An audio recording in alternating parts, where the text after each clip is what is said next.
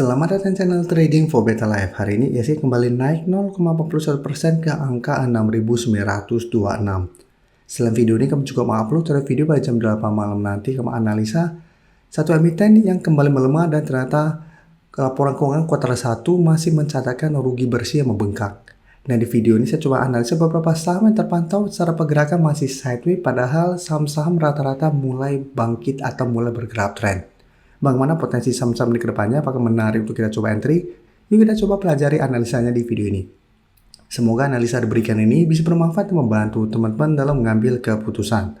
Untuk teman-teman belum subscribe channel ini, bisa tekan tombol subscribe agar tidak ketinggalan informasi dan analisa saham terbaru yang diupload setiap harinya.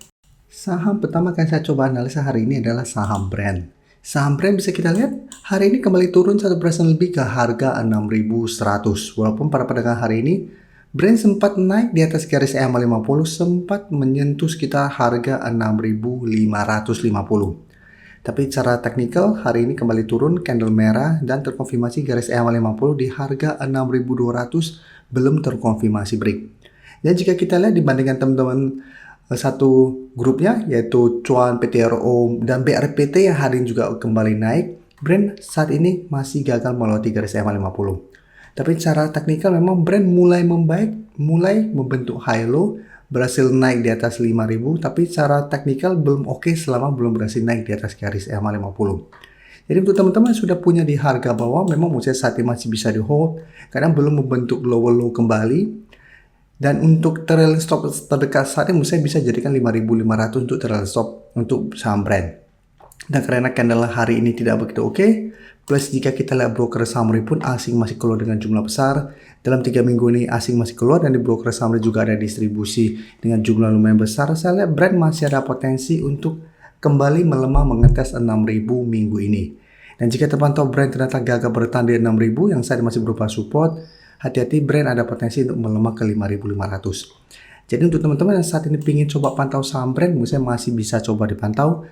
Cara teknikal lebih oke adalah buy on breakout apabila memang berhasil melewati 6.200. Tapi jika teman-teman mau coba spekulatif buy, bisa coba tunggu di harga 6.000 apabila 1 minggu ke depan Brand mengetes 6.000 masih bisa bertahan dan rebound, masih bisa coba entry di sekitar harga 6.000. Dan jika terpantau ternyata mengetes 6.000 gagal bertahan dan kembali melemah, sebaiknya tunggu di 5.500 untuk entry di sekitar daerah support 5.500. Tapi untuk cara teknikal lebih oke adalah pada saat Brand berhasil naik di atas garis EMA 50. Karena apabila berhasil break, maka Brand berpotensi untuk mulai bergerak naik dengan target terdekat tetap di 6.500 sampai target lebih jauh di 6.800. Selanjutnya saya akan coba analisa saham Adro. Adro juga bisa kita lihat secara teknikal saat ini juga masih sideways saja.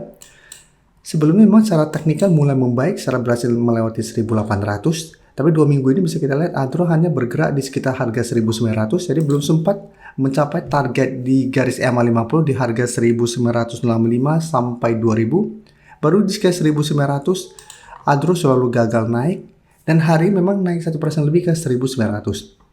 Cara pergerakan memang mulai membentuk high low, tapi sama seperti Brand, jika terpantau gagal naik di atas garis EMA 50, Adro masih akan sideways cenderung downtrend. Dan jika kita perhatikan broker summary pada pedagang hari ini, bisa kita lihat sama asing juga masih terus keluar dari saham Adro walaupun hari ini naik. Di broker summary juga terpantau kenaikan 1% lebih ini ada distribusi. Jadi untuk Adro apabila teman-teman saat ini sudah punya, masih bisa di hold selama masih kuat di atas 1.800. Secara teknikal saya lihat Adro tetap secara teknikal masih oke, masih ada potensi untuk kembali menuju resistensi psikologisnya di harga 2.000. Jadi selama kuat di atas 1.800 teman-teman masih mau hold, menurut saya masih sangat layak untuk di hold. Tapi untuk teman-teman saat ini baru mau coba pantau dan entry saham Adro, harga saat ini memang lumayan beresiko untuk entry karena apabila berhasil break 1.900 tapi ternyata gagal break garis EMA 50 dan 2.000, masih tetap ada potensi untuk melemah kembali ke 1.900 atau ke 1.800. Jadi untuk Adro yang saat ini ingin coba entry, memang masih bisa coba buy on breakout di sekitar 1.900, tapi tetap lebih oke untuk saat ini adalah tunggu Adro minimal naik di atas garis EMA 50. Atau lebih oke lagi tunggu Adro berhasil break 2.000, baru secara teknikal akan terkonfirmasi akan mulai bangkit dari downtrendnya. dan target kenaikan berikutnya di sekitar 2200. Tapi untuk yang sudah dapat di sekitar 1800 ke bawah, atau saat ini cara harga sudah oke untuk yang teman-teman entry. Selanjutnya saya coba analisa PNLF. PNLF juga bisa kita lihat. Secara teknikal saat ini juga masih sideways setelah sebelumnya sempat gagal melewati harga 400.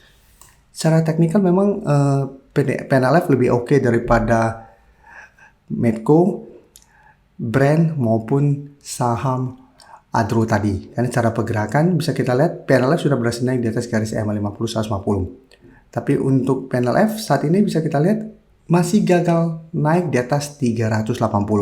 Dia beberapa kali mencoba untuk bertahan di garis EMA 150. PNLF memang masih bisa bertahan. Tapi 3 hari terakhir ini mencoba naik kembali di atas 380. PNLF masih belum berhasil. Tapi cara teknikal ini masih oke. Dan bisa kita lihat di sini. Pada perdagangan hari ini tidak naik dan turun, asing juga terpantau masih terus keluar. Di broker sama juga terpantau ini masih ada distribusi. Sehingga untuk PNLF apabila teman-teman saat ini ingin coba pantau dan entry, masih bisa dipantau.